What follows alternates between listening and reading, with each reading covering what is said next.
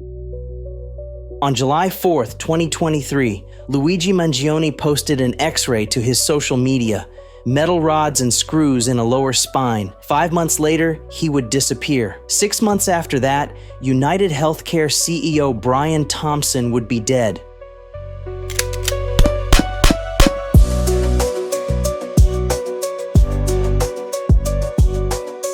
From TacoCast Studios, this is Delay, Deny, Depose. I'm Jonny Llama. Today, we're diving deep into the system that drove a brilliant programmer to violence, a healthcare industry where algorithms make life and death decisions, where whistleblowers allege widespread fraud, and where corporate practices have sparked a pattern of threats against executives across America. What you're hearing is an ongoing investigation. New evidence emerges daily. Subscribe now to follow this story as it unfolds. Today's episode, The System.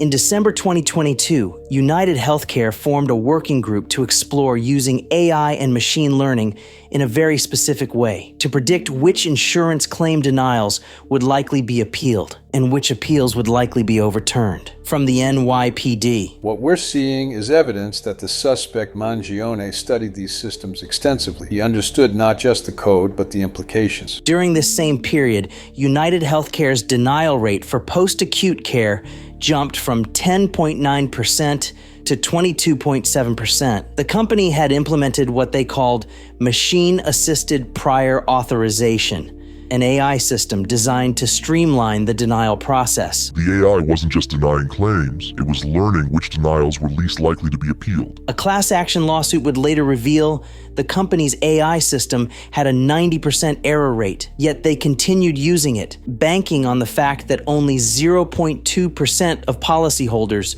would appeal denied claims. As news of Thompson's murder spread, so did a wave of public outrage. Tim Anderson of Centerville, Ohio, whose wife Mary died of ALS in 2022, spoke out. We couldn't get coverage for machines to help my wife breathe or talk. Toward the end, she communicated by blinking when I showed her pictures. The business model for insurance is don't pay. This sentiment was echoed across social media, dinner tables, and water coolers nationwide. Hans Maristella, a 54-year-old caregiver in California, summed up the mood. You know the CEO of this company. You pay a lot of money to get $10 million a year. You won't have a lot of sympathy for the guy.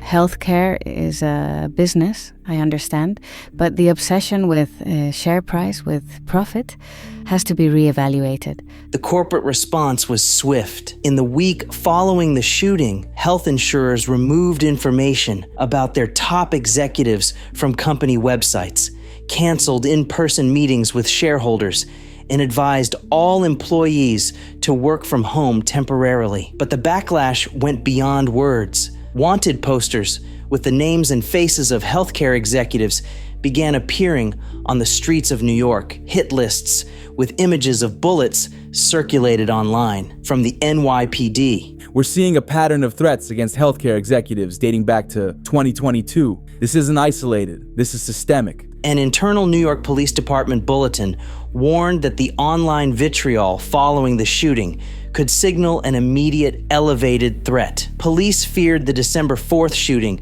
could inspire a variety of extremists and grievance-driven malicious actors to violence. As investigators dug deeper, they uncovered a history of whistleblower complaints against UnitedHealthcare. In 2017, sales agents in Wisconsin accused the company of concealing hundreds of complaints of enrollment fraud from federal officials. James M. Laker, former UnitedHealthcare sales agent. The company kept a dual set of books to hide serious complaints about its services. They were intentionally ineffective at investigating misconduct by sales staff. The lawsuit alleged that UnitedHealthcare reported only 257 serious complaints to CMS in March 2016, when the actual number logged was 771. Detective Kenny of the NYPD. This pattern of concealment, of manipulating data, it's exactly what Mangione's manifesto railed against.